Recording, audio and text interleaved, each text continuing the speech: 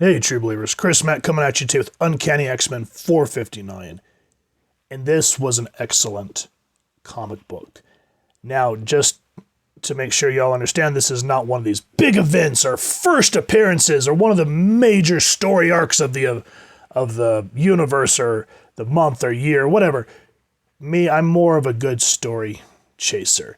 And this definitely was what we needed back in November of 2005.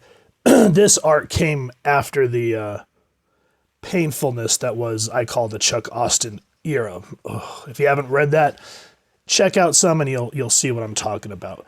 Afterwards, Chris Claremont came back to the fold to write an excellent story that takes place in the Savage Land.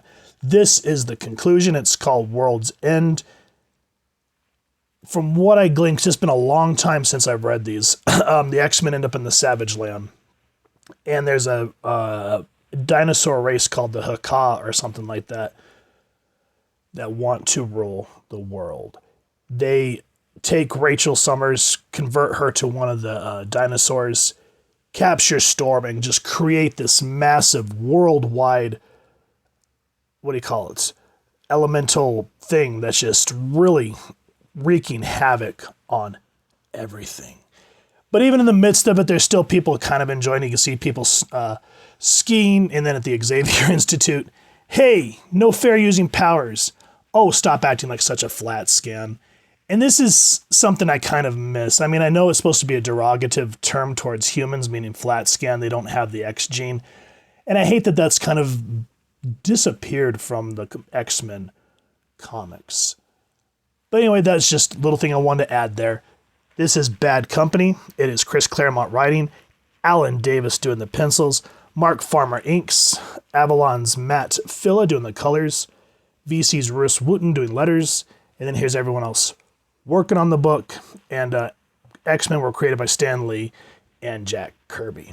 And so we see Cyclops coming in and he goes, my God. From the radio, I got this sense that things were serious.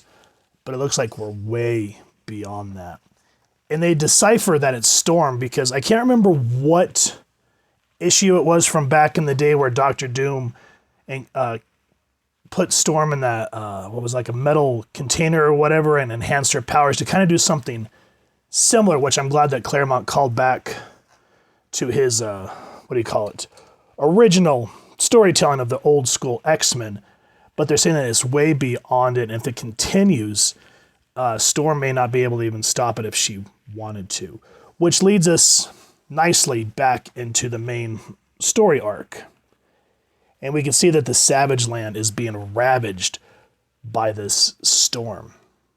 And they say, Hank, what about humanity? We're looking at a planetary ice age. Some mutants may survive for what that's worth. Because just about everything else won't have a chance. Evolved life on Earth will be all but extinct. And here we see the stakes that are happening. Storm says, Rachel, I beg you in the name of the goddess, stop this before it's too late. The world isn't big enough for both our species to share, Roro. You are human, Rachel. You're an X-Men. Liar. I'm Haka. And then we see Caden, and I think the other guy's name's Masano. He goes, this is your plan, Caden? How do we reclaim the planet if we're buried under the same ice age that claims the mammals? Relax, Masano. Everything's under control. And just look at his face. He goes, this was a bad idea, my friend. How do you control forces you barely comprehend? I wish Reyna was here. She'd know what to do, and she'd make you listen.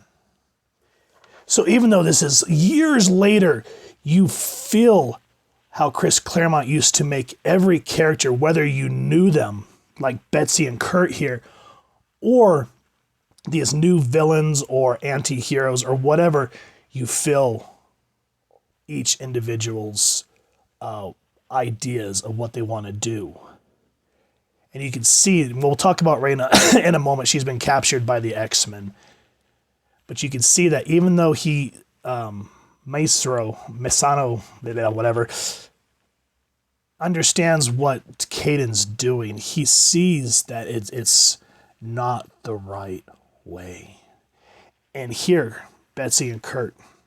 And real quick, before we dive back into the story, one thing that I want to say, and I've said this several times in many reviews, what I appreciate about this, and I've said it, every comic that anybody picks up should be there first and feel like they can jump in and then work backwards and then forward. Here, even at the beginning, and I miss when comics do this, but it'll say previously, so it'll at least bring you up and show you what issues of what's happened. And then even in the dialogue here, you can kind of get an idea of what's at stake and what everyone's motives are. Kurt's, a miracle. I'm waiting for a miracle, I suppose, that Aurora will break free or Rachel will come to her senses. And so we see that Kurt is brooding. As where Betsy, even though she knows what's at stake, she always tries to help, kind of soften the mood. She goes, weather like this, I think of skiing.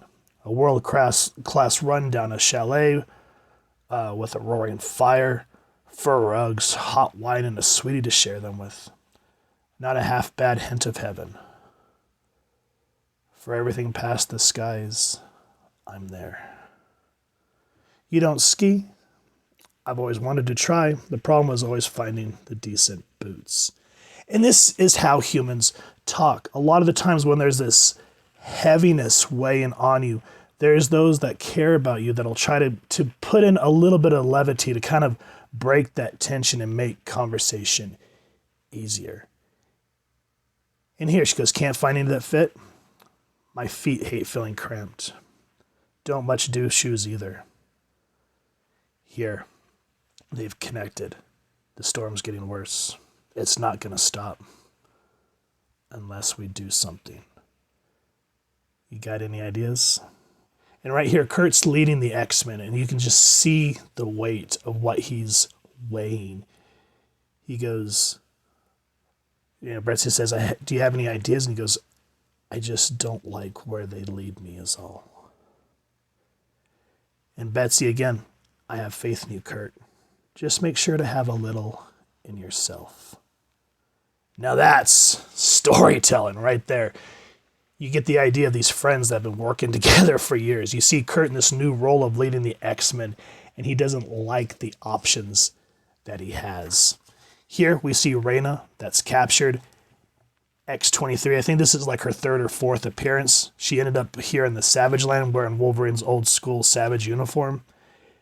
This is Leash and Mastermind. Oh God, what's his name? It's not Mastermind. It's Brainchild. There it is. I had to think about it for a minute. But even in the midst of this disaster, we still have these villains that want to do, selfish machinations. So she puts her telekinetic leash around her, and just in that moment, we see Laura go nuts. And Kazar says, retract those claws, girl. The mutates are under my protection, especially Leash. And Kurt, have you all gone mad? X-23, stop. Kazar, he's on our side. But again, I don't want to give everything away, but I like how Laura says, or Betsy comes in and, she's like, this mutant's going to kill me. And Bishop's like, this reminds me of what happened the last time the X-Men fought the mutates. And here she'll say, the girl's scent changed, became like this one, meaning that the Raina, the dinosaur, started to smell more like Leash. Some things happen. I don't want to give everything away, but here, Kurt's had enough. And he's, Brainchild's been outed, and he goes, but what's to become of us? Today's your day, Brainchild. You we happen to need for the moment. But from here on, I really wouldn't push your luck. And it's just great. Here, Raina, all the kids of that are with Kazar, they're saying, the X-Men are going to win. We're going to miss you. What are you talking about, Mr. Bishop? You'll be back in no time. The X-Men rule. They never lose. Show these slags what real heroes are made of. And Raina sees the difference. She goes, they respect you. and you care for them, they're friends. So she starts to see a different perspective of peace. And then the action starts. Now look at that. We all just went through this. We're brought up to speed. We weren't bored. There are stakes. We see everybody's motivations. And then the X-Men action starts. Lots of great stuff. Raina finally meets up with Misano and Caden. And she, he says, what does he say? Caden says, ignore Rihanna, troopers. The mammals must be mind controlling her. One of them tried. The others set me free. Misano, it's a trick. You follow your tech, Caden. I use my instincts. I have faith in Raina. I'll follow her lead. Which then turns the tide of the battle as they're able to get in and see the damage of what Rachel's been doing to Storm. Betsy gets in, tries to fight Rachel to the mental control that's over her. And then, of course, Brainchild has his own little devious plans, and he goes, utterly delicious. I've accounted for every variable, X-Men. And while all this is happening, we're getting the third-person perspective of Betsy. And she just goes, blah, blah, blah. Like we haven't heard it all before. Like we didn't know what to expect. Like we didn't have a wild card of our own to play. And then while that's happening, the art's driving the story. We see Storm, we see Rachel, we see Brainchild. Then we see Snick. Gulp. And what to do about it. And we just see Laura go full on berserk. Now, without giving away too much more of the story, there's some great moments of what to do in terms of sacrificing without hesitation to save the world. But what I want to add here at the end is the X-Men confront the rest of the Council of the Haka. And he says, we X-Men represent the law of civilization.